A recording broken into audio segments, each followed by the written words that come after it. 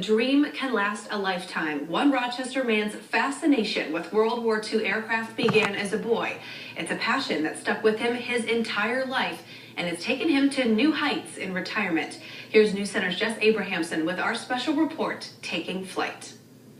This glass cabinet, display cabinet, is my pride and joy. Tom Brinkman has spent a lifetime loving, studying, and creating World War II aircraft. He can tell you the special story behind each of his model planes, and he has about 100 of them. This happens to be a Japanese float plane, a reconnaissance plane, had very long range, it was not a high-performance fighter.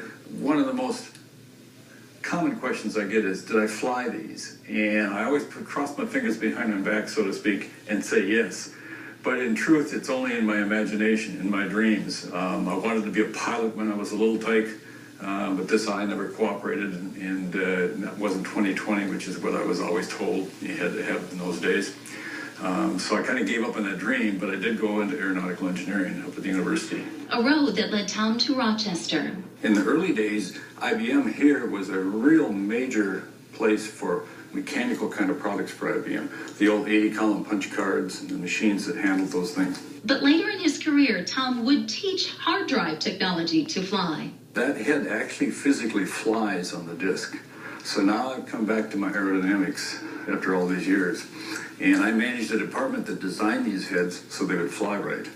Tom's projects had secret code names, the Corsair and the Starfire, to protect them from competitors. And the fighters in the poster, Tom built those models at home. This really is a nice escape. You kind of get lost in this world of putting these parts together. It's gratifying. You keep visualizing how this is all going to look when it's all done. And it just kind of eggs you on.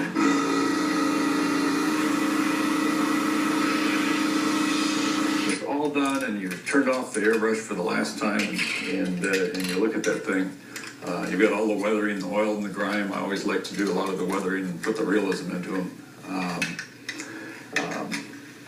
I mean, I could sit and look at those things and play with it at different angles for quite a while. There is an aircraft that stands out from all the rest for Tom, the Vought F4U Corsair. He loves it so much, he wrote a book about it. I wound up comparing a number of our World War II fighters. It's a very contentious topic. For people who love these things, it's a very intense, high-temperature question about which is the best fighter.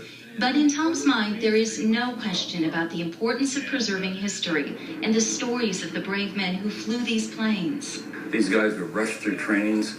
The losses that these guys saw amongst their friends who were going through pilot training, for example, before the war, the loss numbers were as big as those lost in combat. Stories Tom keeps alive through his models, writings, and lectures. When he retired from IBM, his family surprised him with this beautiful wooden propeller.